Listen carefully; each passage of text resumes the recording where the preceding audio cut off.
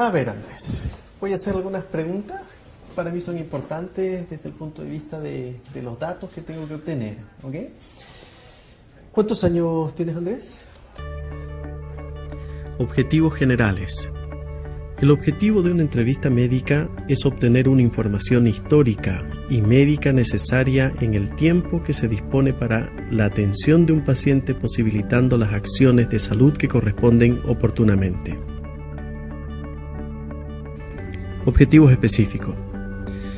Competencias comunicacionales básicas. Etapas de la entrevista clínica. Variaciones de la entrevista según paciente y situación específica. Andrés, ¿qué tal? Marcelo Blacosta. Adelante, por favor. La entrevista médica es la parte más importante en la relación médico-paciente. Esta se inicia al primer contacto visual con él o la paciente. Un saludo cordial y afable es posiblemente la primera señal de empatía que puede uno transmitir a quien viene a consultar a un profesional de la salud. Dar la mano es un contacto corporal muy relevante y significativo, más aún si en ese instante hay un contacto visual entre ambos. Hola Evelyn, buenos días, soy la doctora Ofil, me llamo Magdalena, pasa, permiso. Quiero partir un poco con algunas palabras del doctor Ríos en su experiencia. Esto es una conversación coloquial. ¿Qué es la relación médico-paciente, doc, para usted desde su punto de vista como internista, en lo que usted se ha movido? Bueno, desde el punto de vista general, la relación médico-paciente es lo mismo que la relación entre dos personas. La relación médico-paciente tiene una característica. Los enfermos van siempre asustados y los médicos nos creemos medio macanudos. Entonces, se establece una diferencia de altura que es lo que hay que vencer inmediatamente. Eso en general. ¿Y en qué lugar estamos? En el Hospital Docente de la Universidad del Desarrollo. Perfecto. La entrevista médica necesita un ambiente adecuado para realizar este encuentro. Cuando éste se realiza en una consulta o policlínico, la privacidad acoge la confianza. Cuando éste se realiza en salas de pacientes hospitalizados, se prestan a limitaciones de la información por parte de ambos, médico y paciente. Tanto médico como paciente deben estar cómodos para iniciar una conversación bidireccional. El primer consejo que yo les puedo dar de la práctica médica es que cada vez que ustedes enfrenten a un paciente, ustedes estén cómodos. El paciente siempre va a estar cómodo. Va a estar en una silla, va a estar acostado, puede estar sentado. ¿Y cómo estamos la mayoría de los médicos? Estamos de pie. ¿Y qué es lo que pasa después de 10-15 minutos de estar de pie? Uno se cansa. Y cuando uno se cansa, ¿qué hace? Apresura la historia. Cada vez que ustedes hagan una historia médica, una entrevista, pónganse cómodos. Traigan una silla al lado del paciente. Primer consejo, médicos cómodos para hacer una entrevista que sea tremendamente agradable. Sabiendo que el 80% de la historia clínica está concentrada en la entrevista médica. ¿Has notado algún bulto, alguna tumor en la mama? No, la verdad es que no me... ¿Casada? ¿Soltera? Soltera. ¿Pareja estable? Sí. El médico debe ir registrando la información a medida que fluyan datos relevantes. El registro actualmente se realiza en computadores u ordenadores, pero convencionalmente se ha hecho con lápiz o papel. La mayor parte de las veces el registro es una interferencia comunicacional, pero debemos entrenarnos en el equilibrio de la escucha y el registro. ¿Y tu hermano? ¿A qué te dedicas, Andrés? Estudio teatro. Y estoy en mi último año. Tu último año. ¿Esos son 4 o 5 años? 3 años. 3 años. Evelyn, cuénteme, ¿por qué viene a ver? Andrés, ¿cómo estás? Buenas tardes. Muy bien, gracias, doctor. Cuéntame, ¿qué te trae por estos lados? Bueno, vengo porque tengo un dolor en el codo de hace como 2 semanas. La primera pregunta de la entrevista debe ser abierta y con el nombre del paciente. Por ejemplo, don Carlos, cuénteme qué lo trae por acá. Posteriormente debemos dejar hablar al paciente espontáneamente, permitir al paciente expresar su mayor preocupación y lograr saber su real molestia depende exclusivamente del tiempo brindado que se le da. En esta etapa de la entrevista, el error más frecuente es que los médicos intenten dirigir la historia del paciente. Mientras mejor se explique el paciente, mejor para el profesional entender la razón de su visita. Aquí hay muchos ejemplos que los viven en el día a día. Yo quiero escuchar un poco lo que ustedes han vivido. A mí me pasó un poco que en tercero, al empezar con semiología, lo del checklist era difícil de no hacer. Y ahí uno tendía mucho a usar las preguntas dirigidas. Antecedentes mórbidos, antecedentes familiares, etc. Y después, cuando uno ya va adquiriendo más práctica clínica, se da cuenta que las preguntas abiertas generan una mucho mejor relación y generan que la información vaya saliendo sola, y ahí es mucho más fácil usar ese recurso para no hacer una encuesta al paciente y realmente hacer una entrevista. Y ahí uno se da cuenta que de a poco va dejando las preguntas dirigidas a cosas del final muy puntuales que no te quedaron claras, pero las preguntas abiertas como que es algo que es lo principal para obtener información sin transformarla en una encuesta. Suraj, pásale. Gracias, Mariana. Un problema que tuve yo en tercero al principio con la entrevista médica fue que al iniciar la entrevista con pacientes que eran muy dispersos, la entrevista se me hacía muy larga, con preguntas abiertas al principio. Y en el fondo lo que tenía que hacer era terminar con preguntas dirigidas, porque si no el paciente se me iba por las ramas y me terminaba hablando de toda su vida y yo nunca terminaba de terminar la anamnesis. Entonces, no sé, yo le quería hacer una pregunta. ¿Cómo enfrenta usted esos casos de pacientes tan dispersos y cómo limitar la entrevista a más bien terminar la anamnesis en el fondo? Lo que está comentando en este minuto, por ejemplo, Suraj, es eso. ¿Cómo hago yo para saber con quién estoy? Un secreto. Tú saludas al paciente, lo dejas cómodo y lo dejas hablar. En los primeros 2 minutos tú sabes si estás frente a un paciente tímido, si estás frente a un paciente que es tremendamente disperso, tremendamente adecuado, es un paciente de orden psiquiátrico, etc. Oye, los primeros 2 minutos tú estás trabajando demasiado toda tu capacidad mental, toda. No estás tocando nada, no vas a usar esto. Lo único que vas a saber si es que el paciente que tienes al frente te va a dar la historia que tú quieres o no. ¿Por qué viene a consultar hoy día? Bueno, yo vengo a consultar porque hace como 3 días desperté y tengo como una molestia en el ojo derecho. Me queda como que veo borroso. Un dato importantísimo al inicio o durante el comienzo de la entrevista médica es lograr el motivo de consulta o molestia principal. Es a través de este que el profesional debe lograr la mayor cantidad de información de síntomas para pensar en una hipótesis diagnóstica. Posteriormente deberá encaminar correctamente los principios de la anamnesis. A mí como geriatra me sucede mucho, pero no solamente las 4 o 5 molestias que trae el paciente, sino las 3 más que trae la hija. Eso es muy habitual. Y si se le ocurre a ese paciente o a esa familia venir con la cuidadora siempre trae otras 2 preguntas más. ¿Qué es lo que uno hace? Deja el espacio libre para poder identificar cuál es el pez gordo. Hay que saber pescar. Y saber pescar significa cuál es la presión más grande cuando uno está frente a estas personas. El problema principal siempre va a pesar mucho más que el resto. Yo insisto, el concepto es dejar hablar. Por sí solo, todos estos problemas que quedaron en el espacio entre los consultantes y el consultado va a salir a flote y los otros van a decantar solos. Pero el principal problema se queda ahí latente. El problema es cuando uno engancha con lo que uno quiere escuchar. Si obviamente yo soy un experto en la parte cardiológica, por ejemplo, y me están hablando de que el paciente está estítico hace 6 meses y que le duele la rodilla, pero no es mi tema, y por ahí aparece un tema de orden, un poquito de dolor al pecho, yo como consultado puedo dirigir esto a eso. No es honesto, porque la molestia principal va a salir en forma espontánea y le va a dar el lugar cada uno de los protagonistas de la situación a lo que hay que hacer.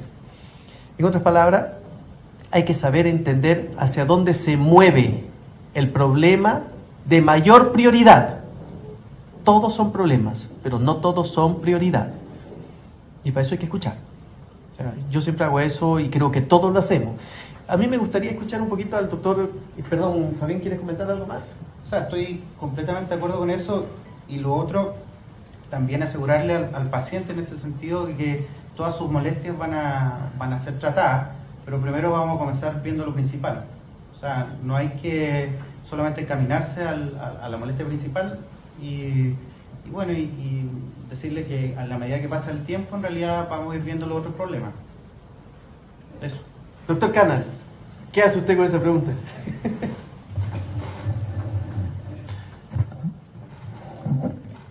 Bueno, yo comparto contigo. Lo primero que uno hace es escuchar y identificar la molestia principal.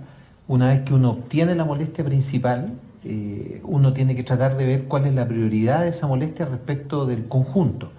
Y uno se aboca al problema relevante, o sea, al problema más que determina la consulta. Ahora, ojo, en la medida que uno va haciendo la historia y el examen físico, probablemente como elemento complementario van saliendo otros problemas y muchas veces o se van identificando otros problemas y esos otros problemas a veces cambian la prioridad. ¿Se entiende ese tema? Por ejemplo, la molestia puede ser un dolor en un determinado sistema y ustedes en el examen clínico pesquisan, por ejemplo, una arritmia o una cosa de cierta importancia que hace cambiar la jerarquía y invierte el proceso en términos de que el paciente viene a consultar por una cosa y lo relevante termina siendo la identificación de un problema adicional. O sea, el resumen de eso es que uno escucha, prioriza el problema y después integra el conjunto a través de la historia y el examen clínico. Y una vez que tiene ese dato, uno prioriza el problema central, uno le establece el orden de jerarquía, una vez que tiene los datos en la mano. Y cuéntame, ¿cuántas parejas has tenido a lo largo de tu vida? Aproximadamente unas parejas sexuales, de todas maneras. Unas 5. ¿Ya? Estables, sí, que duran un tiempo. ¿Y ocasionales? La confidencialidad. El paciente tiene que estar seguro de que toda información brindada por él será mantenida en estricto secreto. Esa es la parte más complicada, los tiempos. ¿Qué otro problema en la relación médico-paciente? Que cuando uno debe hacer preguntas de orientación sexual o consumo de droga o cosas más íntimas y hay mucha gente en la sala y todos los pacientes están escuchando, es difícil como poder hacer lazo para hacer ese tipo de preguntas o acercarse. Absolutamente. Si hay algo que realmente es difícil, es respetar la confidencialidad. Actualmente ya es un tema abierto el tener pareja del mismo sexo. Cuando ese paciente cae en una sala común, ese paciente no puede expresar, por mucha libertad que él sienta, su condición sexual. Yo tengo una pregunta para el doctor Carmona. ¿Cómo uno se enfrenta a la situación cuando viene una paciente adolescente con su mamá? Porque claramente hay temas que ninguna de las dos va a querer contar en frente a la otra. Sí, eso es interesante porque se da bastante frecuente, tanto con ginecólogos hombres como con ginecólogos mujeres. Bueno, ahí hay algo importante también que tiene que ver con la edad. Realmente son menores de 18 y ahí la paciente es la niña, es la adolescente, ¿ya? Y por lo general a veces viene de forma espontánea o muchas veces la trae la mamá. Y ahí lo que uno tiene que hacer es enfrentar la entrevista hacia la paciente, hacia la niña adolescente. A veces y les va a tocar que se va a meter la mamá. Y va a decir, no, es que esta niñita está pololeando hace tanto tiempo y yo la traigo porque quiero que se cuide. Siempre tratar de enfocarse, me parece muy bien, mamá, señora, pero enfocarse ojalá a la paciente adolescente. Y en el momento en que estamos llegando a un terreno que puede ser complejo, porque tenemos que preguntar si la niña empezó la actividad sexual, o si la niña usa métodos anticonceptivos, o si consume drogas, o si la niña fuma, porque de repente pasa que las mamás o los papás idealizan a esta niñita que es mi guaguita, qué sé yo, y a lo mejor la niña hace rato ya que dejó de ser la niñita ideal, la niñita guaguita que está frente a ellos. Y ahí lo que uno hace o lo que uno puede hacer, dependiendo de las condiciones, es pedirle gentilmente a la mamá que lo deje conversar unos minutitos con la paciente, ¿ya? No mandarla para afuera, decirle, ¿sabe qué, señora? Váyase, o venga con la hija sola, sino que dejarla hacer unos minutitos, preguntarle si le parece bien, si se puede, y uno ahí hacer las preguntas más concretas respecto a actividad sexual, a uso anticonceptivo, a consumo de tabaco o de droga. Y se van a encontrar con que a veces las pacientes ya han conversado esto y no tienen en el fondo ningún secreto. Otras veces sí, y ahí lo que uno tiene que hacer es mantener la confidencialidad, y uno puede sugerir, ojalá, sabes que sería bueno que esto lo conversara y lo hicieras transparente con tu familia, pero ahí uno tiene que enfocarse en el fondo en la paciente, al adolescente. Los temas pueden ser súper complicados, pero al final les va a tocar, y la mayoría de las veces les va a tocar, que las consultas siguientes las cosas han cambiado. Si ustedes han conversado con la niña y le hacen ver que en el fondo hay una preocupación de los papás, se van a encontrar con que no tienen ya que guardar secretos y echar a la mamá para afuera un ratito, sino que ya ha habido conversación a ese respecto. ¿Cómo te diste cuenta que no podías ver por ese ojo? Porque desperté y veía como eso que le contaba, un poco nublado. Correcto. Pero cuando me di realmente cuenta fue en la noche, cuando venía manejando. Perfecto. Y esto fue en forma súbita entonces, no es que hace un tiempo vienes experimentando disminución de la visión. Habilidades básicas para entrevistar. Observar. Una observación cuidadosa y adecuada hacia un paciente puede brindar mucha información sin necesidad que exista comunicación verbal. Sí, tengo un poco de frustración, de rabia. Con él, conmigo, con todo.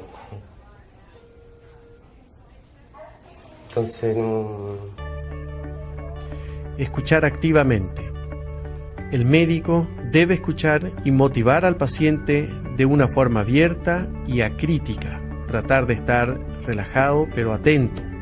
Ser asertivo para no inhibir la expresión del paciente y su deseo de relatar problemas de naturaleza sensible. Mientras menos diga el médico durante la entrevista, más dirá el paciente. Que yo encuentro difícil cuando a uno le están contando algo como impresionante o fuera de lo común, no poner cara o no cambiar el tono de voz.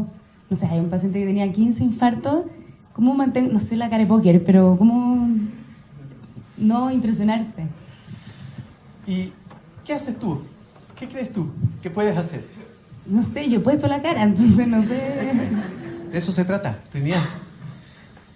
De eso se trata. Yo te voy a contar qué cosa es más difícil que eso. ¿Te va a suceder? Pues nos ha sucedido a todos. Entra un paciente y dice, pucha doctor, qué rico verlo. No sabe el placer que me da venir y saludarlo, doctor. ¿Y por qué viene? No, si vengo a control nomás, doctor. Y habla de cualquier cosa menos de medicina. ¿Y tú qué haces? Aprovechas de hablar de, no sé, pues de cuántos pisos lleva el edificio más alto de Santiago y que cómo está la política. Oye, no has hecho nada médico. Se va el paciente y estás así sonriente, qué rica esta consulta. Pura copucha. Y entra una señora que entra así.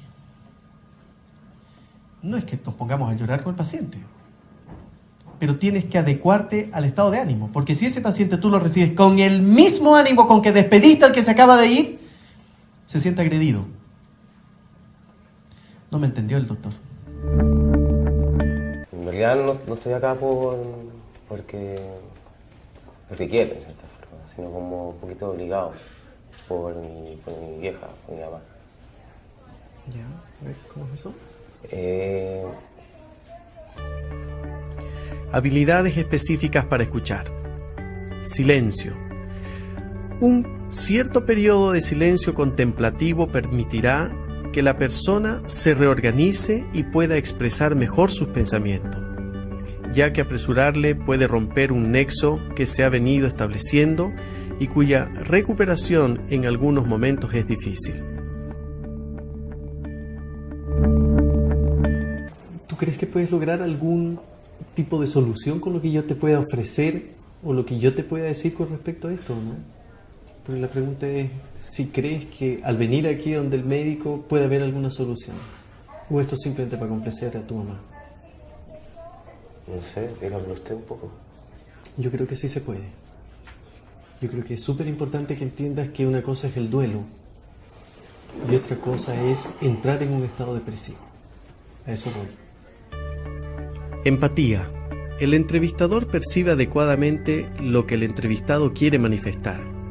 El médico tiene que ser capaz de generar empatía durante la entrevista y en el desarrollo de la relación médico-paciente. Para generar esta empatía, el médico debe garantizar calidad de la comunicación afectiva y su armonía con la comunicación eminentemente informativa. Simultáneamente, tener la capacidad de participar de los sentimientos del paciente y colocarse en lugar del mismo como vía para comprender los procesos afectivos que se producen en el marco de la atención médica. El grado en el que el paciente y el médico desarrollan un sentimiento de comprensión mutua es un indicador de importancia de la entrevista médica. Para llegar a este estado de comprensión existe la necesidad de empatía, cuando él siente sin perder su propia identidad.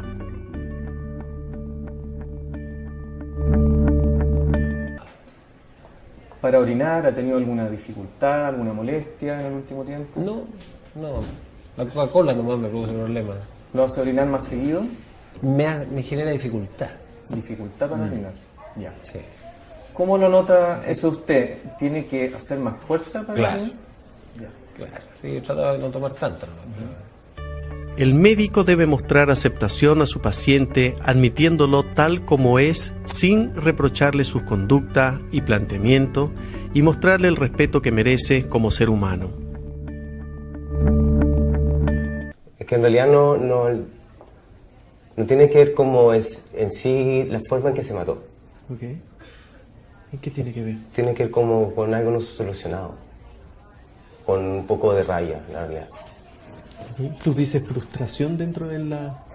Sí, tengo un poco de frustración, de rabia. Parafrasear. Se entiende como la repetición en las propias palabras del médico de lo expuesto por el paciente. Este breve replanteo de lo que el paciente ha expuesto les da a ambos la posibilidad de corregir errores o malas interpretaciones. Recursos de entrevista verbal. El silencio.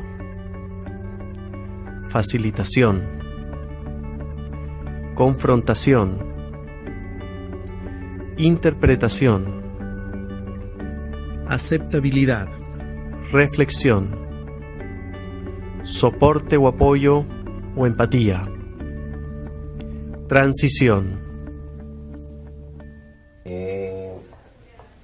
Mi mamá me ha estado insistiendo que tengo que venir al doctor. Ella dice que estoy como medio depresivo, según ella, yo creo que no. Y no sé, vine acá como a ver en realidad, cómo va a ser. Okay. Silencio. Es útil en los pacientes poco habladores. Se debe permanecer en silencio, prestando atención y manteniendo contacto visual directo. Es importante utilizar el silencio en forma correcta. Si hay un excesivo uso de este, el paciente puede malinterpretar como un gesto de indiferencia o falta de conocimiento. ¿Te han operado alguna vez? Sí, me saqué el apéndice. ¿Ya? Pero fue un error porque no fue apendicitis, sino que el doctor me explicó que fue una gotita de sangre que me cayó en el peritoneo. Entonces eso me provocó el dolor. Y de pasadita me sacaron el apéndice igual, pero no más que eso. Aprovechando que están ahí. Aprovechando la intromisión en mi cuerpo, claro. ¿Ya? Facilitación. Esto promueve al paciente a continuar hablando sobre el tema y puede hacerse a través de gestos con las manos o asentir la cabeza o palabras cortas. Ejemplo, continúe por favor. Siga. Sí, yo creo que tiene que ver con un resfriado, porque casi todo lo que está en mi familia, mi mamá, mi hermano, estaban resfriados, entonces parece que ahí vine yo a resfriarme. Claro. Y actualmente tú me decías que estás con tos. ¿Y esta tos es seca o con expectoración? Confrontación. Busca resaltar algo específico de la historia a través de dirigir la entrevista a un hecho relevante que para el paciente no parece importante, pero sí para el entrevistador. El exceso de confrontación arriesga la relación médico-paciente. No sé si que me cae bien o me cae mal, pero como poco. Como que no puedo comer como con normalidad. No es que coma poco porque tiene susto que le pase algo, sino porque no siente ganas de comer. Claro. No siente ganas de comer. Interpretación. Ir interpretando al paciente conduce y ordena mejor al relator. Esto se logra a través de la interferencia durante el relato del paciente, pero debe ser sutil y coherente. ¿Alcohol toma? Lo social, ¿no? O sea, estando solo yo, la verdad es que no tomo, no me dan ganas de tomar nada. En una fiesta me tomo un par de cervezas, claro, más un vaso de vino. Pero moderado en general. No, de ella me patea, no me gusta, me empieza a dar asco el alcohol. Aceptabilidad. Demostrar al paciente que uno lo acepta como tal en todo contexto personal y como ser humano. Y a partir de ese trabajo fue que comenzó este dolor. Ya, ese dolor es muy fuerte. ¿De qué intensidad es ese dolor? Si tú tuvieras que ponerlo en nota de 1 a 10, ¿qué nota le pondrías a ese dolor? Como un 6, igual es como una molestia, más que un dolor muy fuerte. ¿Se irradia hacia alguna parte? ¿Se te va hacia algún lado? No, es como más acá, el lateral. Reflexión. Técnica que debe usarse para hacer énfasis en algunas partes de la historia que obliga al paciente a detallar más en esa parte. Porque mi mamá me ha estado insistiendo que tengo que venir al doctor. Ella dice que estoy como medio depresivo, según ella, encuentro que no. Y no sé, vine acá como a ver en realidad, como a saber. Okay. Cuando una madre uno lo encuentra depresivo es por algo, porque no hay quien lo conozca mejor que una madre uno. ¿Compartes eso, no? Sí, ok. ¿Por qué crees tú que te encuentras medio depresivo? ¿A qué se refieren? ¿Qué es lo que notan ellos que probablemente a ti no te llama la atención? Soporte o apoyo, empatía. Es una actitud de poder reconocer los sentimientos del paciente. Cuando se logra empatía, la relación médico-paciente permite una fluida y fácil entrevista. ¿Ha tenido diarrea? Tampoco. Y hablemos un poco del dolor. ¿Dónde siente usted el dolor? Transiciones o conectores verbales. Técnica que permite conectar un problema con otro sin perder la coherencia de la historia y uniendo problemas. Ejemplo, ahora me gustaría saber, o ahora le voy a hacer unas preguntas respecto a, o hábleme sobre. Recursos de entrevista no verbales. Postura, proxemia, contacto físico, contacto visual, tono de voz, toma de notas, manejo de distractores. Ya, ahí te molesta más, ¿eh? ¿Has sentido molestia en otras articulaciones además? Por ejemplo, en el otro codo, en las manos, en las muñecas, ¿o es solo en esa zona? No, solamente el codo. Solamente en esa zona. ¿Ninguna otra cosa importante que hayas tenido en este momento, como por ejemplo fiebre, transpiración, baja de peso, nada importante al respecto? No. Postura. Siempre una postura que refleje actitud de escucha e interés en lo que va a decir el paciente. Nunca una postura a la defensiva y menos de desinterés. En una consulta, los colores, la postura, etcétera, son parte de. Hay posturas que son tremendamente defensivas por parte de los pacientes. El paciente que está con las piernas cruzadas y con los brazos cruzados, muchachos, mientras no baje la guardia, no van a lograr ninguna información clave. Eso se los advierto. Por lo tanto, es preferible hablar de cuál es el entorno de su familia, con quién pololea, lo que ustedes quieran. Hasta que baje los brazos, el paciente que abre la guardia, ustedes comienzan a introducirse. Y este es un juego psicológico, ¿eh? Es lo mismo que el doctor que está echado así para atrás. Es como que toda la información viene y pasa de largo. No penetra. Así lo leen los pacientes. Lo operan, le hacen la quimio, se pone más mal. Mal, depresivamente mal. Porque no podía trabajar, tenía todo un rollo con eso. Como no poder trabajar, sentirse un poco inútil, sentirse viejo. Y nosotros nos pudimos ayudar mucho con eso. Como que igual nos acercábamos más, nos unimos mucho con familia en ese tiempo. Proxemia, una distancia adecuada, no distante ni muy cerca. Evitar interferencias como computadores o adornos entre ambos. Para el que no entienda la palabra proxemia, es un término súper rebuscado. Y la proxemia no es otra cosa que el espacio que existe entre dos personas. Pero no es el espacio de los 3 o 4 metros que me están diferenciando en este minuto de Mario. No es eso. Es cuál es la actitud que tiene Mario frente a mí y la que yo tengo frente a él. Eso es proxemia. ¿Qué entorno tengo? Contacto físico, mucha sutileza y respeto de acuerdo a la condición cultural, social, religiosa del paciente y siempre que la situación amerite hacerlo. Contacto visual, el mayor tiempo posible sin llegar a incomodar al paciente. Yo hasta el día de hoy reprocho cuando yo voy con mis hijos o cuando yo voy al doctor y el doctor no me mira a mí y está tomando apuntes. Hay gente que tiene una facilidad increíble para tomar nota, pero a mano, y está mirando el papel y trata de mirar a uno los ojos y uno se distrae como paciente. Eso no corresponde. Yo conozco doctores que dejan el lápiz, dejan el computador, escuchan al paciente, hacen la entrevista lo más jovial que se puede hacer. Y termina el paciente, se va el enfermo con una hipótesis diagnóstica o quedamos en la luna, da lo mismo. Pero el paciente se siente escuchado. ¿Y el doctor qué es lo que hace? Escribe a máquina después que se va el paciente. El consejo no va por ahí. Actualmente la tecnología es lo que nos está invadiendo. Cada uno de ustedes, al tener su título en medicina, debiera tener un título de dactilógrafo. Créanme que es imprescindible saber estar escribiendo sin ver el computador y escuchando al enfermo y captando los datos. Es imprescindible. Hay otros que todavía están en esta generación. Hay otros que son más pragmáticos y graban. Termina la entrevista y agarran una grabadora y dicen, este es un paciente de 42 años y comienzan a dar toda la historia clínica grabada y se lo pasa a una secretaria y la secretaria pasa los datos. Esa es la escuela americana. Todo se graba. Nadie escribe frente al paciente.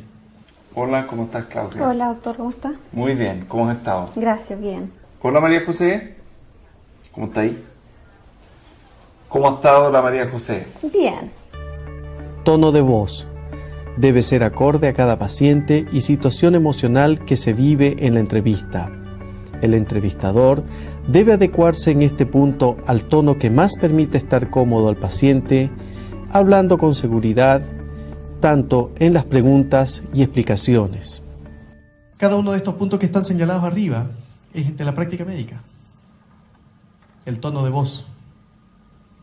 No pueden ser intimidantes. Yo cuando hago una clase como esta, yo soy súper intimidante, pero es porque es mi estilo, soy apasionado para hablar. Pero en la consulta, obviamente, no puedo utilizar este tono de voz, no tengo ni un paciente, sino, ni uno. Y tengo que escuchar en forma pasiva.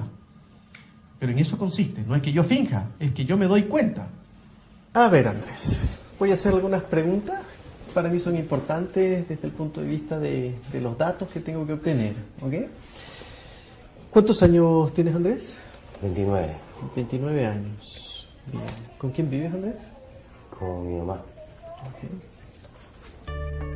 Toma de notas, siempre necesario, pero que en lo posible no interfiera con la entrevista médica. Tú me dirás, en este minuto, en la etapa en que yo me encuentro en la toma de datos, ¿cómo lo hago? Siempre hay que explicarle al paciente qué es lo que uno está haciendo. Pero aprendan a ser taquígrafos. No pueden ustedes poner paciente de 35 años. 35. Tú sabes que el 35 o son 35 paquete años o son 35 años. Nada más que eso, dense un par de tips. Pueden poner 4H, 4 hijos. Estructura de entrevista médica. 1. Importancia, identificación completa del paciente. 2. Definición, motivo de consulta. 3. Anamnesis próxima. 4. Anamnesis remota, que incluye hospitalizaciones, traumatismos, antecedentes quirúrgicos, alergias, inmunizaciones, medicamentos o fármacos habituales, hábitos, defecatorio, miccional, alimentación, ejercicio, alcohol, tabaquismo, drogas, antecedentes sexuales, antecedentes familiares, antecedentes sociales. 5. Revisión por sistema. Variedad de entrevista. Existen diferentes variedades de entrevistas médicas. Mencionamos entre estas la entrevista pediátrica, ginecológica, obstétrica, geriátrica, psiquiátrica, urológica, de adolescente, etc. Yo soy neonatóloga, de hecho, el extremo de la vida, y ahí ustedes saben, la prematurez es más extremo aún. Complementando lo que decía el doctor Ríos, yo creo que la relación médico-paciente es una relación de confianza entre dos personas. Y esa confianza hay que irla creando desde el momento en que uno se enfrenta al paciente. Como pediatra, muchos de ustedes piensan que uno se relaciona con la mamá, y eso es cierto, pero el paciente es el niño. Y cuando un niño va de la mano de una mamá a ver al pediatra, es una carita asustada, aterrada, que mira estas cosas espantosas que se le abre detrás de una puerta. Entonces, uno necesariamente tiene que recordar que su paciente es ese niño en ese momento. Sea la edad que sea, el niño está siempre muy asustado. Entonces, totalmente distinto para los que van a ser pediatras de acá o que vean niños. Su relación es con el niño. Abran la puerta, acojan a ese niño, hagan cualquier gesto para que el niño se sienta tranquilo. A veces no se logra, el niño se llora y llora igual, pero no importa, pero por lo menos ustedes traten de mantener esa relación con él. Nicolás tiene otro problema. Muchos más, ¿eh? Y más secado, que en el fondo hay un tema de confianza, hay un tema que es totalmente distinto al resto de la medicina cuando se enfrenta a la privacidad, y un tema de pudor. Y el tema del pudor, que si bien los tocamos todos cuando examinamos a los enfermos y tenemos que empilucharlos para poder hacer un buen examen físico, en ginecología este es un tema que es relevante. Yo quiero escuchar una opinión ahí del doctor Carmona. Es complicada el tema. En general, a diferencia un poco de lo que se ha conversado hasta ahora, la paciente ginecológica, voy a referirme a la parte ginecológica primero, va porque ya sabe más o menos, valga la redundancia, a lo que va. Tiene un problema específico o una consulta específica. Ahí para uno, al contrario de en otras especialidades, es más difícil abrirse que el concentrarse en lo importante, porque la paciente dice: doctor, vengo porque me duele aquí o me pica acá, o sabe que vengo a tomarme el Papá Nicolau. Y uno en realidad tiene que tratar de vencer el hecho de concentrarse en paciente viene a tomarse el Papá Nicolau y punto, sino de darse el tiempo de preguntar las cosas generales y de hacer una anamnesis completa, preguntar los antecedentes ginecológicos, los antecedentes familiares, los antecedentes obstétricos. Y respecto, bueno, una vez que uno ya tiene esa parte relativamente cubierta o abarcada, el tema del pudor también, bueno, uno es el pudor de la paciente por un lado, y es el pudor que tiene uno frente a la paciente. También se los va a ir dando la experiencia. El tema del trato con la paciente, lo que nosotros tratamos de inculcar al comienzo, es tratar de mantener una distancia, más que una distancia de verticalidad, de que yo soy el médico y yo sé más que usted, versus usted que no está viniendo a preguntarme. Es más que nada una distancia de mostrar respeto. Tratamos de decirle a las pacientes, tratarlas de usted al comienzo, y a medida que ya se puede ir desenvolviendo en la entrevista o en las consultas sucesivas, ir viendo cómo se desenvuelve la paciente frente a uno, y a lo mejor un tuteo, siempre y cuando uno ve que no es una incomodidad, sino que va facilitando la relación empática, hasta el momento del examen propiamente tal, que uno tiene que mandar a la paciente al baño, obviamente, y la paciente tiene que acostarse en esta camilla, que de empática no tiene absolutamente nada, ya, como muchas saben acá.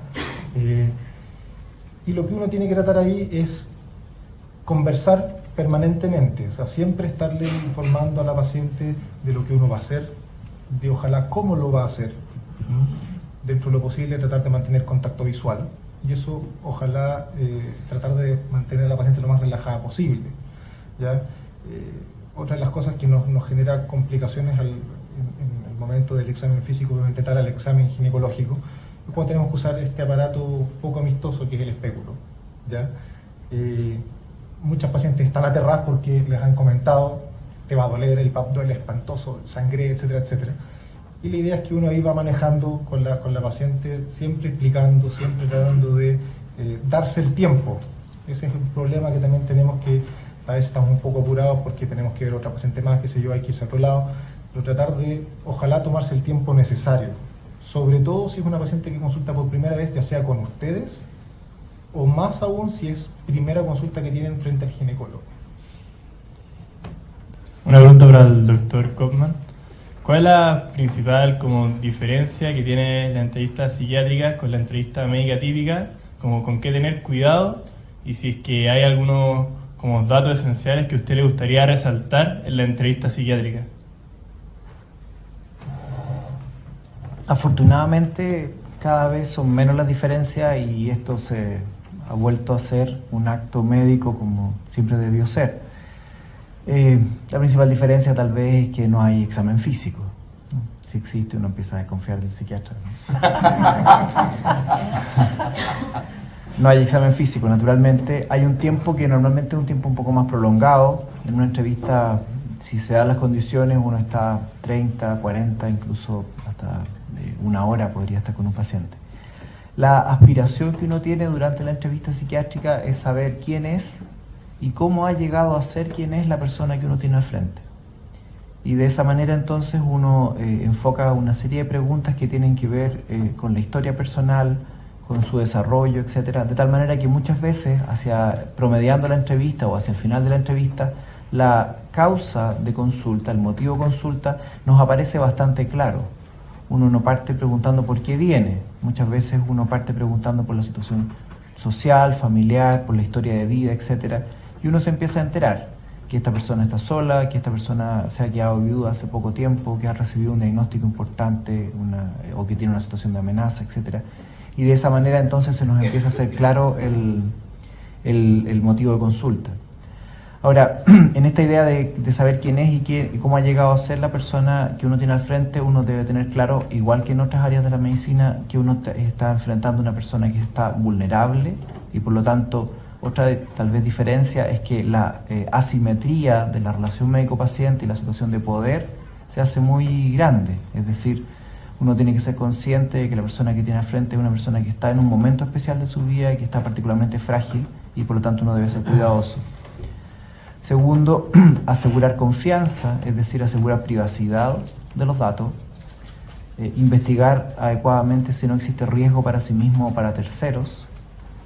Una vez que uno asegure eso, en el fondo darle a la persona la posibilidad de tener contacto, es decir, que uno esté disponible para una próxima visita, y a partir de eso empezar a construir un ámbito de trabajo que tenga sentido para ambos, sobre todo en aquellas condiciones emocionales donde el diagnóstico no es un diagnóstico tradicionalmente médico, es decir, donde no hay claramente una base anatomofisiológica que explique la alteración, como ocurre en la esquizofrenia o en la enfermedad bipolar, donde sabemos que existe un trastorno biológico. Pero cuando las manifestaciones emocionales tienen que ver con la manera de ser del sujeto, es muy importante que la persona entienda y esté de acuerdo con lo que vamos a hacer. El doctor Ríos hizo durante muchos años urgencia. Cuando uno trabaja en servicio de urgencia, la entrevista médica se limita a un sinfín de variedades. ¿Y qué significa esto? La palabra urgencia. ¿Cuándo es una urgencia? ¿Cuándo es una emergencia? ¿Y qué pasa con la entrevista médica, doctor? Porque una cosa es trabajar con riesgo vital y otra cosa es estar sentado en el consultorio, en la consulta. Bueno, la consulta urgente, es decir, si hay un riesgo vital, porque esto no es o blanco o negro. Cuando hay un riesgo vital y el enfermo se está muriendo, son pocas las cosas que vamos a preguntar. Y vamos a juzgar en muy pocos minutos: este enfermo se está ahogando, hay que ventilarlo. Este enfermo está choqueado porque ha perdido sangre, hay que reponer volumen. ¿Ah? O sea, son cosas que afortunadamente salen bastante fácil del examen de mirar al enfermo. Ahora, cuando el enfermo está con un cuadro agudo, sobre todo un cuadro agudo de dolor, yo creo que ahí hay que preguntar muy pocas cosas también, porque si el enfermo tiene un cólico renal, que ustedes han tenido cólicos renales, algunos seguramente, es un dolor bastante fuerte. ¿Ah? Entonces, mire, señor, y usted en la mañana cuando hace pipí, ¿es blanca, colorada o a los 2 minutos grita y ya la relación médico-paciente se pierde? O sea, eso es una cosa que no tenemos, que no se puede perder. Yo creo que un poco homologable a la relación del enfermo también, que se le va a hacer algún procedimiento no ginecológico, por ejemplo, tacto rectal. Van ustedes con pudor, médicos jóvenes, y el enfermo también tiene pudor. El pudor del médico es contagioso, ¿eh? O sea, si los ve con susto, se muere susto el enfermo. O sea, lo primero es que hay que esconder un poco nuestro pudor y explicarle, no en forma, digamos, en forma clara, ¿eh? Sencilla, en pocas palabras, sin ocultarle nada, qué es lo que le van a hacer y que es un examen importante para su enfermedad. Y ahí se puede hacer. Yo creo que en ese sentido la consulta urgencia también va saliendo, la relación médico-paciente, la conversación va saliendo durante el examen físico. Si uno del enfermo se ha quejado de poco dolor abdominal y uno al examinarlo encuentra que tiene una reacción peritoneal, van a ser otras preguntas que van a salir. Así que, pero yo creo que lo que más caracteriza es que si el enfermo está con un riesgo vital, no podemos entrar a hacer una anamnesis remota, ¿ah? Es de sentido común. Y si el enfermo está con mucho dolor, ojalá a lo mejor calmarle un poco el dolor y después reinterrogarlo. Eso es lo que...